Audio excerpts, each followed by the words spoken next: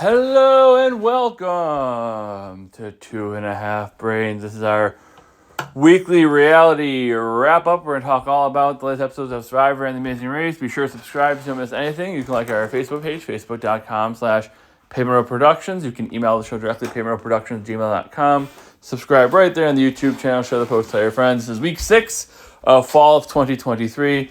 Talk all about the 2 episodes that aired here on Wednesday. Obviously, getting out late again. It's just been the way it is. We're going to try to get out one more. We have one more week, basically. We're going to try to get out on time. Hopefully, we will get out on time. And then after that, it's going to be a couple weeks behind because we're going to be on vacation and not watching or recording anything. Because we'll be celebrating in warm weather and woohoo. Anyways, so I'm going to go ahead and start with Survivor. I will bring Jessica as well here. She may throw in a couple cents during the Survivor stuff, but only watch till the end of it with me. Barely. So yeah, she can throw in her 2 cents, but won't have much to say. And Survivor stuff, then we'll get into the Amazing Race as well. So let's go ahead and bring Jessica. Jessica, welcome to the show. Hello. How you doing? I'm alright. How are you? Good. You sound better. Yeah, I know. Finally. Good. Just in time for vacation. It's in time for vacation as you cough. Exactly. As you cough. All right. So we'll start off here. Obviously, they came back from the tribal council last week after voting the way they voted, obviously, and getting rid of Brando. And obviously, Kendra was upset and talking about Emily and how Emily kind of betrayed her, blah, blah, blah.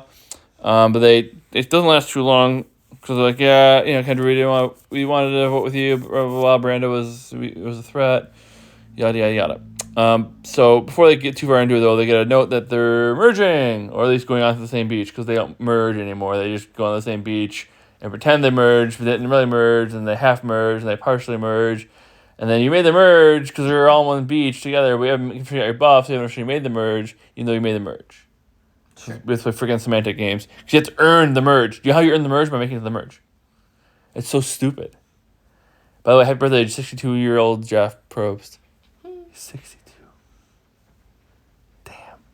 I didn't think he was 40 when the show started. He was still 38, whatever, but I didn't think he was 40 when the show started.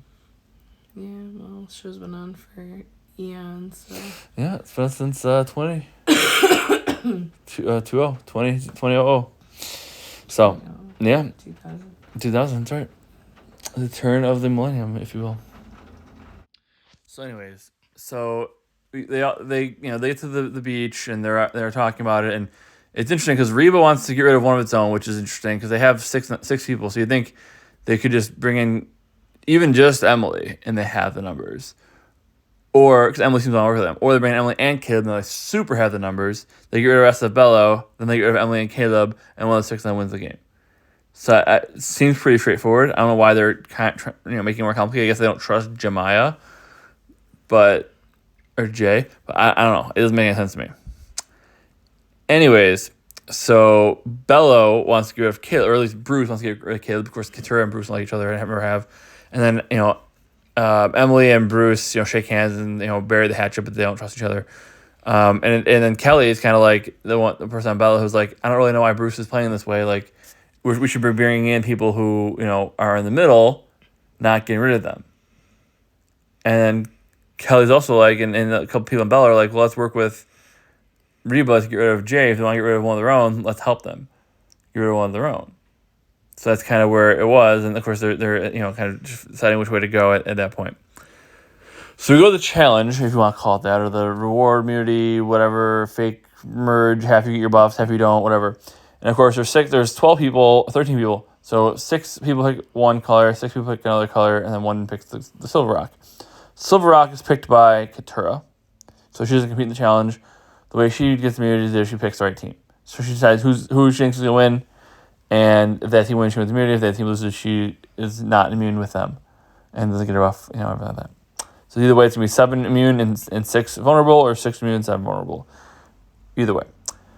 But looking at the breakdown of who ended up where, it was pretty obvious who was going to win, so Katurah had an easy choice. And she chose, correctly. So we do the challenge, and it was so the teams were blue was Austin, Bruce, Drew, Julie, Kendra, and Sifu. And I mean, say Austin's good challenges, Drew's good puzzles, Bruce is strong, Julie's strong especially for female, and Kendra's pretty strong, and Sifu's really strong, right? So, and then they're going against, let's see, they're going against. So then it would be Kelly, right? Mm-hmm. Kelly, Drew, Emily. No, Drew's on. Oh no, never mind. Yeah.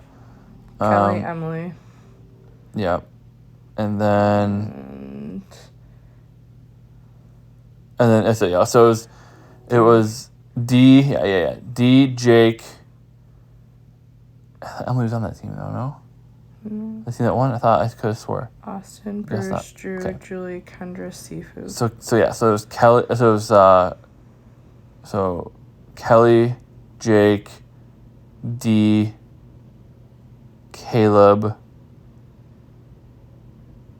Emily, J. Maya. Emily, and Jay. Okay, that's what I thought. I thought Kelly was on that. I thought okay. So Emily was on that team that did. Nope, she was not on the blue team. No, she was not. She doesn't. She's on the red team. That's She's on the red team. Yep. Yeah, with So she's on the red team with Caleb, Kelly, Jay, Jake, D, and did I say Kelly? Hmm. Yeah. Okay. So those are the 6. So obviously that team that has no chance in hell. And of course Caleb's good challenge, but other than that, they have really no other challenge people on their team. And of course they lose, and it's not particularly close. So, and of course Katurah obviously knew that was going to happen, so she picked the right way. So she's safe. So 7 are safe, 6 are not. So they decide now which way to go. Right? Because I was tripped up because I thought Kelly was not vulnerable. I thought Kelly was not immune. I thought Emily was not immune, and I had and then D. I had pretty much everybody else. I knew Caleb. I knew Jay, and then Jake. I knew they were the ones who could have been voted for. So obviously they're debating where it's going to go, which way they want to go with it, and they're debating back and forth who's going to be getting the votes. At the end of the day, it's going to come down to, again, there's 13 people voting. Austin has his idol, right? Now it's good. It was good for one vote, but he extended it to the quote unquote merge, which is now. So it's good for this vote only, unless he doesn't vote.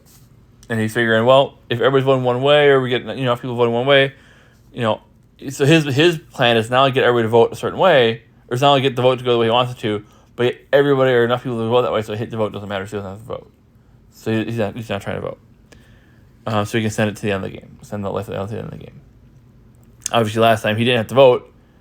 He sacrificed his vote, but then had the thing let him vote again anyways, the extra vote thing. So it worked out. In this case, he's not going to have that ability, so he has to just not vote. So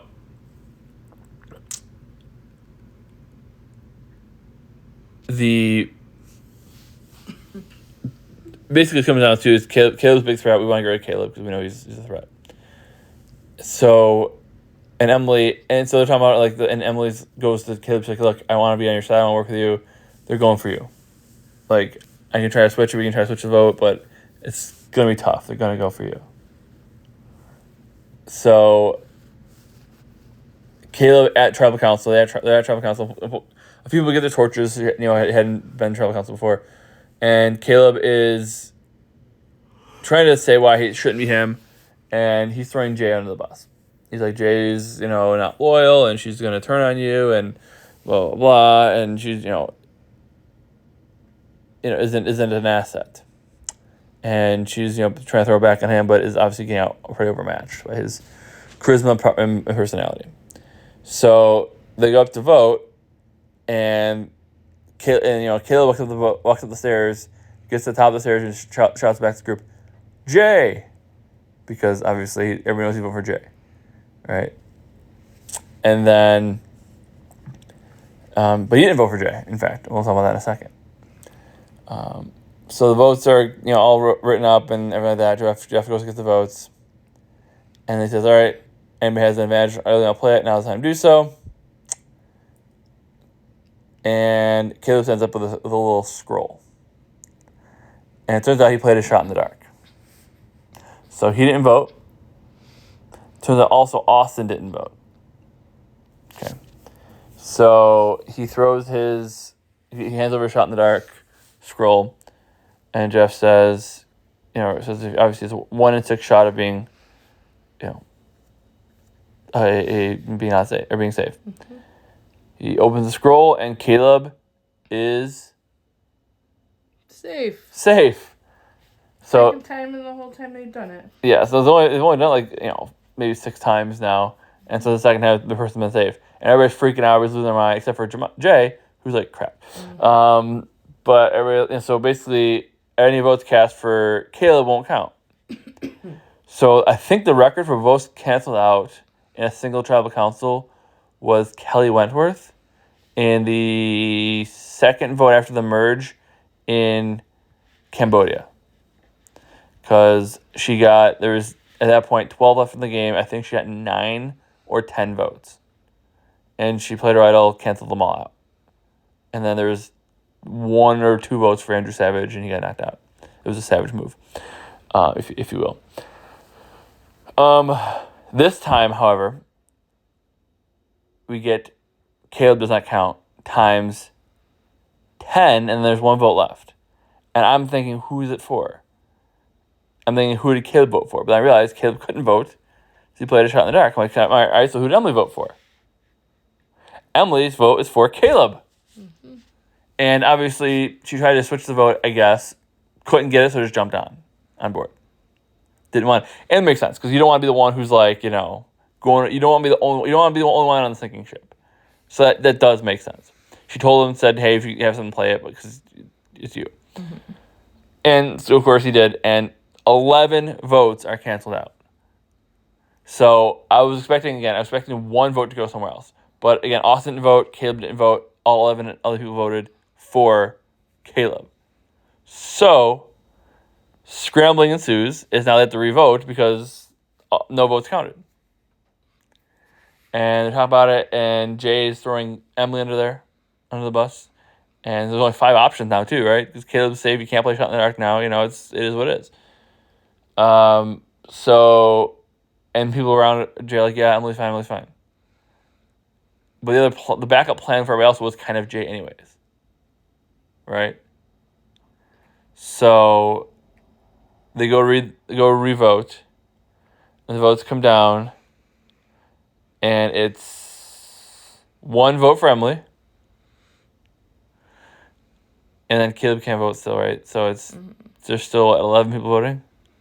1 vote for Emily, and all the other 10 are for Jay. Yep. And Jay goes out, 6% out. And it sucks for her. Not a huge loss. She did really contribute basically nothing to the game. So, but it's one of those things where you can't feel too bad about it. I mean, it took record number of votes being canceled out.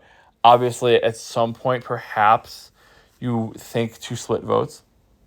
And I know it's not something that you really want to do, whatever. But especially if I'm one of the people who's also vulnerable, and I know 11 votes are going on Caleb. Like, if you think about when Dee, even though she didn't really play right after the fact, when she voted against Sifu, when they knew that maybe Sifu had an idol, or they thought maybe Sean was playing everybody and he was going to pull out an idol, she wanted to have an extra vote on somebody else just in case. In this case, if you're confident 10 votes or more are going on somebody, throw out another vote just in case. And that way, even if Caleb can't vote, if I'm Jay, I throw one out extra on Emily. And then that way, it's even funnier because Emily says, Caleb, save yourself. So he does, and she gets voted on the process. That's kind of hilarious. But I don't know if Jay doesn't know the game well enough, or didn't think to do that, or whatever, or didn't want to be the one person going against the group, whatever. But you're not really going against the group if it's self-preservation. Right. And the other 7 people can't be mad at you because there's only 6 people who are eligible to be voted for. All right, so if you're trying to protect against an idol, and granted, even in this game, even if you know where all the idols are, there's a shot in the dark. That's a possibility, because even if people don't have an idol, they can play a shot in the dark, and it could turn out safe. Odds aren't great for that, but it could happen. So you might as well. you might as well protect against that. So that was her big mistake. That cost her. She's out of the game now. So now we're down to 12. And the question is going to be, what do they do? Right? If I'm the one of the people still in the game, I'm like, hey, let's still go after Caleb. Because he's a big threat. Now he just made this big move. The jury hasn't started yet, so it doesn't matter. But, he's still a big threat. And, if you don't get rid of him now, you may not get a chance. So I'd still get rid of him now. That's what I would do. What do you think? Yeah, I guess, yeah. I mean, again, I don't really know. Jay was like the plan for everybody, whatever. But now that she's gone, there really isn't another consensus. But there is. It's Caleb. Yeah. Right. And if I'm Emily, and if I'm Caleb, what I do now, honestly, with that group, I split between Caleb and Emily. In case one finds an idol or whatever, I split between the two of them. And then if one plays, the other one goes. And again, Red wants to work with Emily, fantastic. I guess I don't know why Red so gung ho and get rid of their numbers though, right? So if they're gonna get rid of Caleb, and if I'm Reba, I'm telling her, yeah, Bruce and the blue team really wants to get rid of Caleb. I don't know if we can save him, and then you throw a couple on Emily to be safe, and then you go from there, and then you can keep Emily as your number, get rid of the rest of the blue, and then you're ready to roll. So I don't know. That's what I would do. I would make it a lot simpler. I think the players are making it overly complicated for some reason. I get it's good TV. Like Boston Rob season and Kim season weren't very fun or entertaining because it was just one player took control of the game and ran it from beginning to end. But if I'm that player, I don't give a damn. That money spends just like everybody else's money. Well, yeah, obviously. I don't care about making good TV. I don't give a flying F. Right. Right. These players a lot of times they get the producer hats on, like, oh, this will be a fun thing to do that I've never done before. I'll be memorable. You won't be memorable. Let me use a shit. No more remember season to season. Like I can't tell you how many times I go on the Survivor Facebook page for a good laugh, and I see do a player I hate? Chip. Chip was the worst player ever, from season 33. Okay, the first one never been a Chip.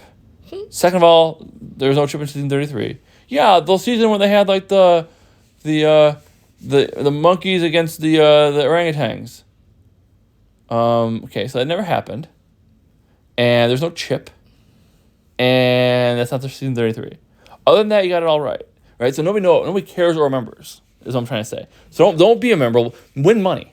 Yeah. Get paid. Like Boston Rob said in his rule book that he wrote, rule book for life. Put your family first, everything else comes second. If something you can do that benefits you and your family, do it. Everything else, screw it. It doesn't matter. Right. So why not do that? Your job's out there to win the game. You play to win the game, as Hermeta would say. So just get your numbers and roll them to the end. That's it. Who cares how boring the show is? It's up to the producers to make the show interesting. It's not up to you. Yeah. Their job is to make it interesting despite you. Okay. Sure. Anything else? No. All right. So it was a yada yada season, a yada yada episode, except for the last 6 minutes were really exciting. Other than that, so episode. But 12 left. We'll see how it goes from there. I said I'm fine with, there's some interesting advantages still in the game. We'll see where it goes from there. All right. Other than that, let's go ahead and switch over to the Amazing Race this week. And we'll talk about that next. We're going to bring in Jessica. I just thought of it too, obviously. And the end of that, right before they all moved to the same beach, Bruce found the Beware Advantage. They found the Beware Advantage. They're all looking for it together. Bruce, they want Couture to find it, so they had to Kelly and the others try to keep Couture away from the shelter because it was buried underneath the shelter. And then Couture came back to the shelter, and then they tried to get her to leave again. They walked away with her, and then Bruce ended up finding the idol underneath the shelter before they merged. So Bruce has an idol now too. Anyways, I just saw that. I didn't want to forget about that because that was the only other thing that happened in that episode. The rest was nothing happened. So, and of course, the team who won the challenge got food, which happens every time now. Which is, you have to earn the merge fees. You earn the merge fees by getting to the merge. Idiots. Okay, Amazing Race. Mm-hmm. Maybe a happier note. Was Amazing Race happier this week? I don't know. It's more fun. More fun. Exactly devastating, so I don't know. It wasn't devastating, but No. I wasn't happy about it. No. Okay. What happened, Jessica? So many things. Yes, things happened. So they continued in Jaipur, India. Yep. So again, we talk about it. It seems like every other episode they switch countries. Yeah, they stay in the same country For for back-to-back like 2 episodes. Yeah. For sure. And I think it's a production thing. Like Survivor obviously films back-to-back seasons, and I think for this Amazing Race has a lot more logistics to it, obviously, based on what they're doing. So if they're a producer with every person and every group, whatever, so they have to have a group of producers go ahead to the next city. So I think that if they can limit that a little bit, it'll make it a little easier. Yeah. But so in Jaipur, India, continue. Let's see. So they first start off by having to take a taxi to a shoe shop. Mm-hmm. They have to look through a monoscope. Mm-hmm. Is that what it was? And get their clue for where they're going to be going to next. Mm-hmm. From there, they have to... From there, they have to go and find a woman rickshaw driver. They have to get them out of the parking lot by pushing the other rickshaws out of the way so that they can get out and then go to their next stop. Mm-hmm. That's where they'll find out where they're U-turned. The episode started with everybody voting for their mandatory U-turn vote. Yeah. And they didn't show the results until the actual U-turn came up. Right. And then they showed who voted for whom. And it was interesting because only 2 teams got votes. Yep, only 2 teams got votes. And one got one more than the other. Yep. So, Stephen and Emily obviously were out of the gate first. They got to their U-turn clue, and they were the ones that were U-turned. Yes. It was between them and Robin and Chelsea, obviously. And, so they had to complete both detours. The tasks were either bundles or bricks. Bundles, which seemed very simple. There was bundles of flowers. They had to follow the example of how they were tying the bundles together and basically just have the rickshaw drivers deliver them to 2 different temples, collect a receipt, go back, hand the receipt, and then they get their next clue. But of course... The big F-up of the episode. Yeah. Of course, with them, they finished it, they got their receipts, and went to the very next detour. And as they started, we're told, no, you're not done with the last one. You have to go back because they didn't hand in their receipts. Right. And so I've never seen that happen. I've seen it happen before where people mess up and went to the next one without finishing, whatever. But I've never had a producer come out and be like, no, you can't. You got to go back. Mm-hmm. Or even, I don't even know if it was a producer or somebody who worked at the detour or whatever, told them, was told by the producer to tell them to go back. Because slightly in their defense, they just figured, we're done, we go to the next one. Yeah, because they didn't need a clue for the next one. So they needed a clue for the next one because they knew what they had to do both. But they have to actually complete it. Correct. It has to be to completion. Correct. And they didn't technically complete it. Correct. So they had to go all the way back to finish, to hand in their receipts to the end of the detour, to end the first half of the detour. Right. And then for the second detour that people could choose were bricks, where they had to pick up bricks, sand, and gravel. They had to drive. It wasn't really a rickshaw. It was a bike. They had to load everything onto a bike. Cart and deliver it themselves through the streets to a construction site. They get their receipt. They'd have to go back, and then they would get their next clue for the detour. No. Roadblock. Yep. Yeah. Pause. And so, also an interesting thing. Obviously, Stephen and Ellie thought they were dead last because of it. Yeah. One thing I can't remember if I've ever seen it before, happen in this one too, was the Garrett and Joel. Mm-hmm. Were riding the bike, and I don't remember which one's which. One's the long beard, not Smythe, the other one. Yeah. I think it's. I don't know if that's Garrett or Joel. I don't know which one that is. I don't remember. But I know what you're talking about. He had to stop and get a bottle of water because it was so hot. Mm-hmm. He was overheating. Mm-hmm. And I don't think I've ever seen anybody go up to a stand with money and get water before. I don't think I've ever seen it. I remember it happened when Team Fun, if you remember, he passed out from heat exhaustion. Yeah. But I don't remember anybody pausing what they're doing to go over a stand and get water and then go back, which is fine. It's they have money. They don't usually use their money for anything other than taxis, or maybe buying a map. But in that this we've case, at least seen. right, that guess, we've or seen. shown. Sure, yeah, and maybe it happens all the time for all we know, right? Yeah. But it was interesting, and they said he got the water and it rehydrated and it was good. And they continued on. Right. It was just really strange. I'd never really seen it before.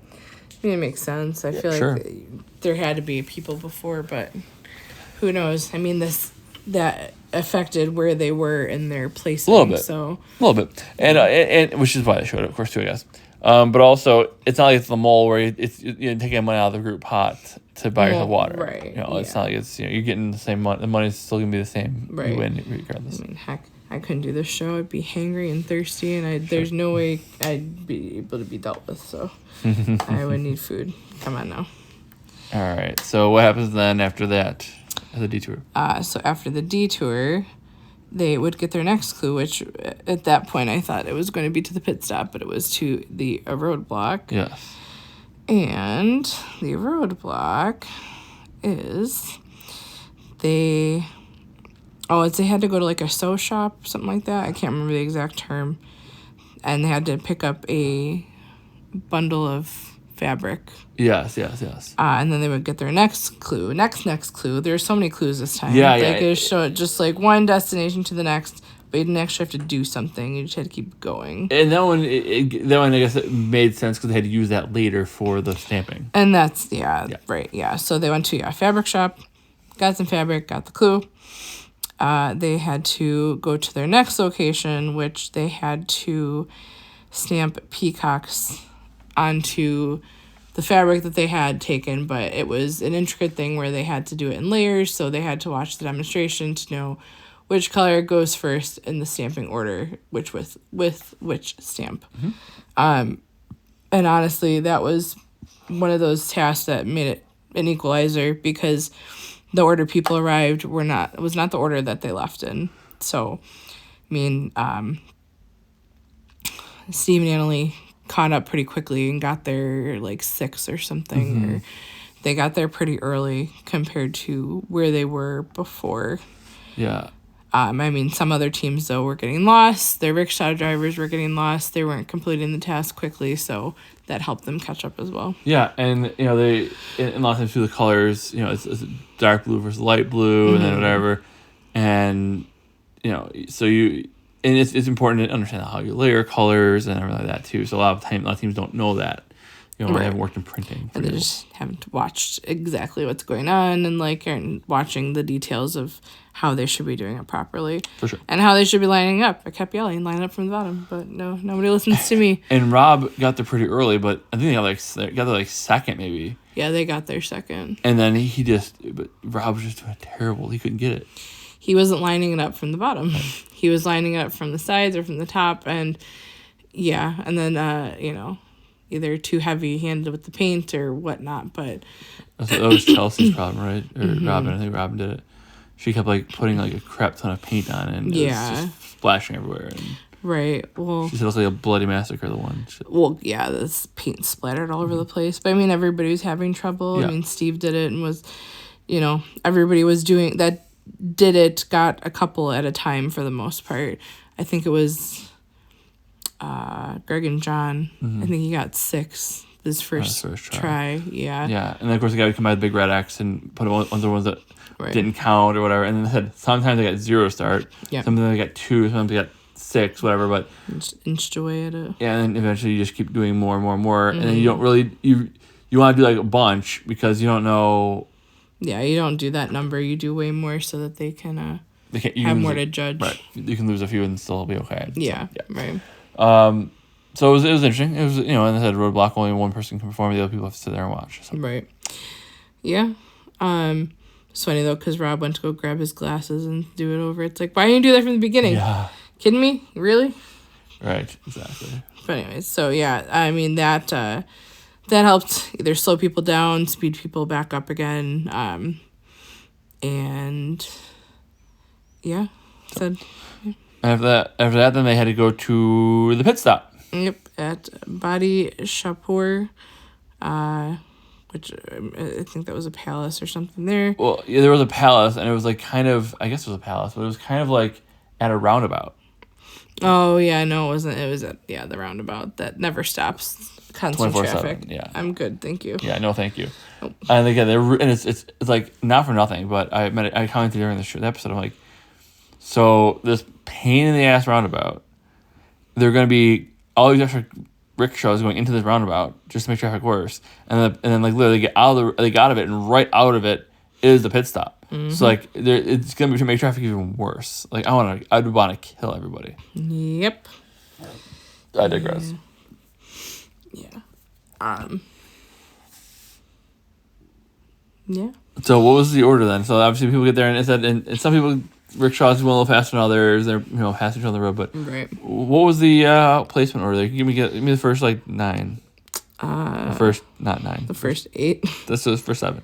Okay. Greg and John, who did well with the whole episode, they were leading the pack after Steve and Allie got the U-turn. Yeah, they were the huge beneficiaries of that because they were pretty much second behind them for quite a ways. Yeah. And they get knocked down a little bit. Greg and John just like, all right, well, they're not going to take first place. We will. Right. Yeah. And they want a trip to, what was the trip to, remember? New Zealand. New Zealand, Phil's hometown. Yeah, want to go there. Yes, absolutely. Go see Phil. Yes. All right, so what's next? Rob and Corey were second. Yeah, so they pulled it out. They said they However, were... they didn't leave the Peacock station second, though. No. They left third. True. So the rickshaw driver of the other team went a wrong way or got stuck. And that's what I mean. This like was out of their control with a lot of things. Some of it, for sure. Mm-hmm. Yep. Yes. What's next? Joel and Garrett. Yeah, who so I'm pretty sure left second. Yeah, they did. And they got their third. And they said Rob and Corey... again, they have moments where they're like, "What are you doing?" The way out of it, and then they have moments where they are like, "Just crush the challenge." Mm-hmm. So it's like they're very high variance, which is kind of interesting. They've been doing pretty well considering, but they have they left last last leg. They left last overall, and then they ended up finishing like middle of the pack. Yep. And this one they left pretty close to the beginning of the pack. They fell towards the middle of the pack, and they ended up back in the front of the pack. I think they left third. And they ended up third. Right, again. and at one point they were like 6th or 7th. Yeah. And they ended back up in 3rd. Right. Or 2nd, in this case.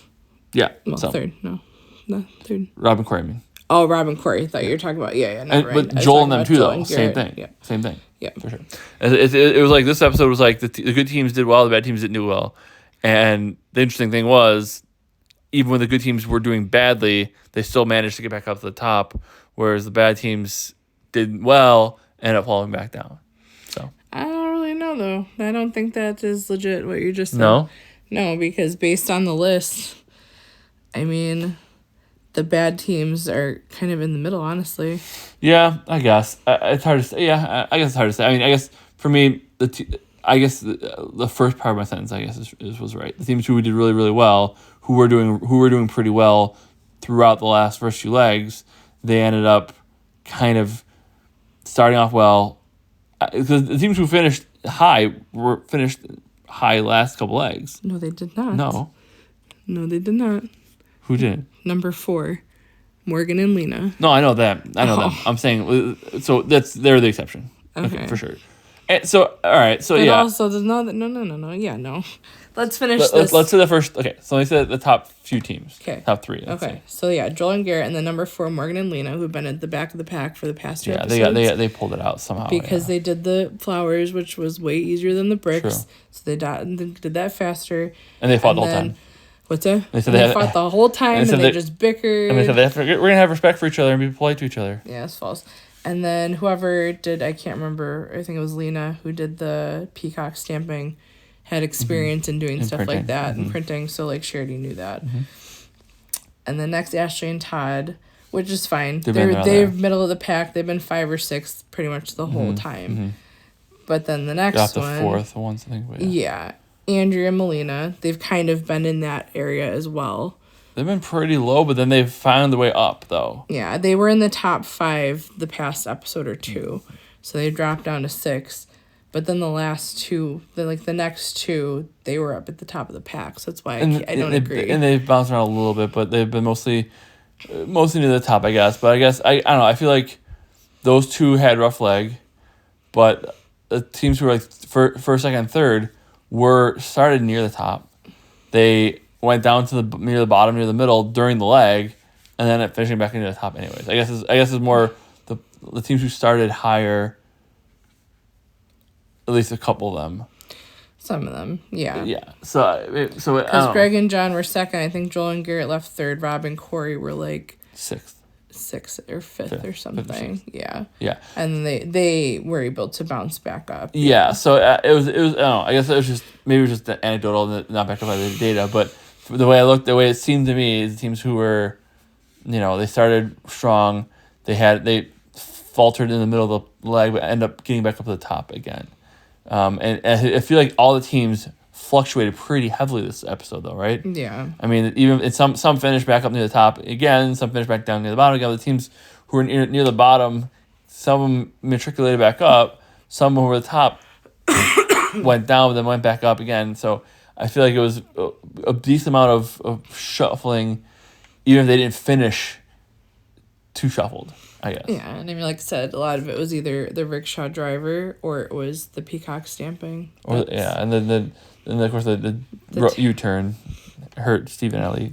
Yeah, it hurt Steve and Ellie, but I mean, the tasks in general didn't seem super difficult. People really didn't struggle too much with them. Yeah, it was interesting. It was definitely interesting. So yeah. So the final three teams were Steve and Ellie were seventh, so the U-turn really hurt them, and they fell from and their first mistake to last. Their mistake, yeah. So they were really in the lead. They finished the one U-turn before people even were starting to get there. So if they would have just did it the correct way, they probably could have been, leading. Second or third even. Yeah. So that mistake cost. You're right though, because they said they were rolling, and then that mistake. I mean, they probably still weren't gonna finish first, but they were. No, they would have been at the top of the pack. Top 3 or 4. I don't even think Greg and John were getting to where they needed to be at that point. Right, because they had such a big lead from the previous leg. Right. The U-turn, they did the easiest task first. And the flowers were it was so easy. Yep. So, and they said that, so they could have, if they didn't make a U-turn, they could have, or even if they made that mistake, they still do the other one. Still has a little bit of struggle, but they're still probably third or fourth. It wasn't that mistake having to go all the way back and then redo it. Mm-hmm. Whatever. So, definitely a big mistake. Dropping on the 7th. So it's 2 teams left at the end. Mm-hmm. Number 8, Robin and Chelsea. Yeah. So they were also first at one point. They've been bouncing back and forth, but they struggled while their driver was getting lost for the bundles. Yeah. And struggling definitely with the peacock stamping. For sure. Mm-hmm. For sure. Which means that the only team left, that was last, was Liam and Yermi, who had the most struggle bus with their rickshaw driver that could not find where they needed to go for the bundles. And seemed to be driving slower than the other ones too, but hold that thought, because there's one other thing I want to say about that too. Cool. So you're right, and I like them. They had a really great story last couple episodes, and I was they definitely got me, hit me in the feels, and you too, I know. Yeah. Oh yeah. With their story. I will say this. The rickshaw driver wasn't amazing. Nope. They started near the back of the pack. Mm-hmm. And the attention to details episode, the more I think about it, was horrendous. Well. Because yeah. they had, and granted, they were near the back of the pack, so the rickshaw part, they had to look for a marked rickshaw. Yeah, they kept walking past the one that was, And in their defense, when Steve and Ellie got there, there's 9 marked rickshaws. So they had to find 1 out of 60, right? I mean, 9 out of 60, right? Liam and Yermi got there, they had to find 1 out of 60. Granted, a lot of the ones were moved around, so they didn't have to move as many. Right. But it was a little harder to find, but still, they ran past it several times. Yeah. Also, the rickshaw driver couldn't find the last temple. Because it was in the middle. Because it was in the middle of the street. But they should be looking out for it, too. Well, they should. I'm sure they didn't know what to look for, because they're not the only team that was like, is this it? And that was it. Certainly. Yeah. And so certainly it's not their fault that they wouldn't have noticed it, but also, if you're really looking for it, maybe you see the color, like, is that it there? And the rickshaw driver's like, oh, yeah. Well, yeah, you can't completely just leave it up to them to find everything that you're doing. Right. So, you gotta, especially if you help them. The easiest task. Right. The easiest one. Right.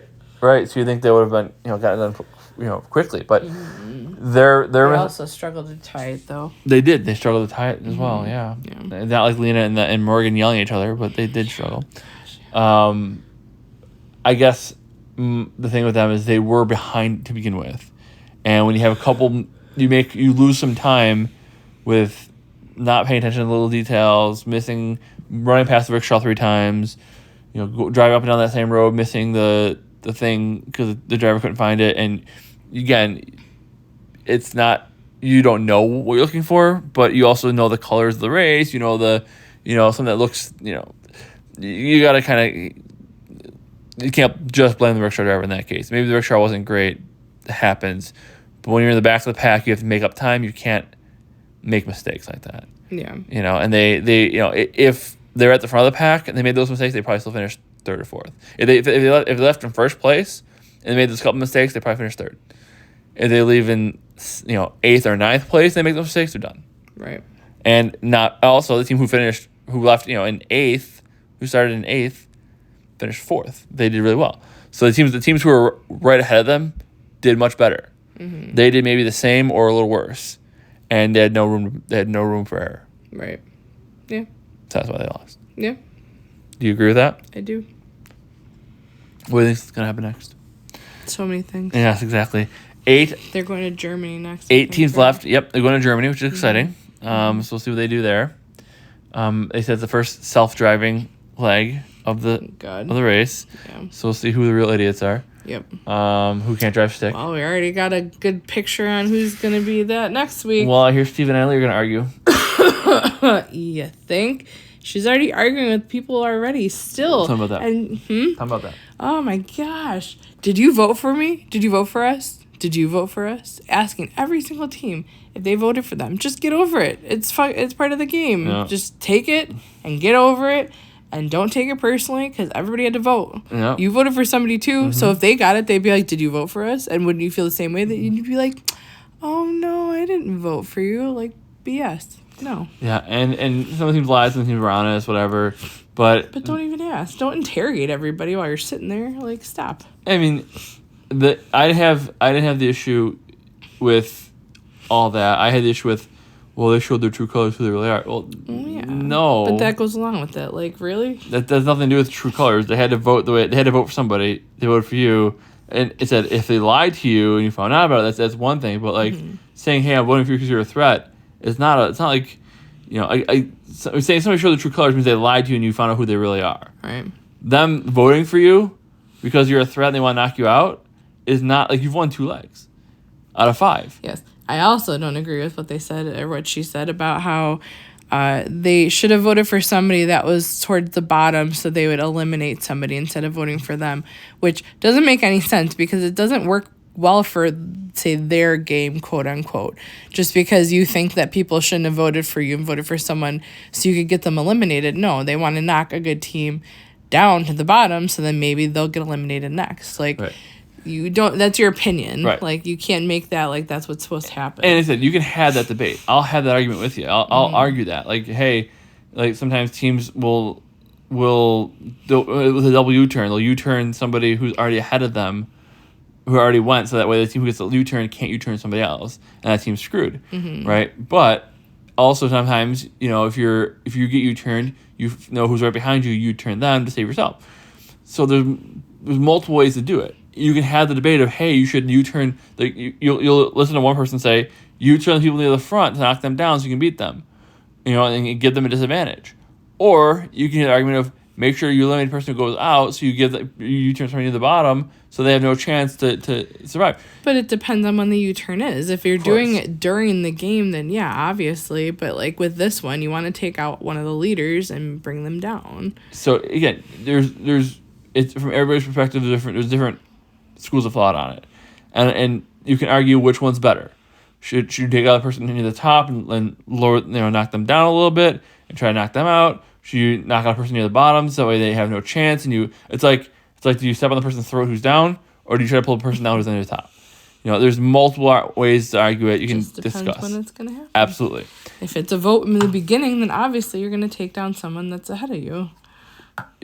If it's a vote that Yeah. you're going through the game and you have to pick somebody, you're going to have to pick someone that's behind you already. Sure, right. So again, there's different strategies going into it, but there's not my point is, which I'm agreeing with you, is there's not one way to do it. No. There's not one way to say yes. This is the way to play the game.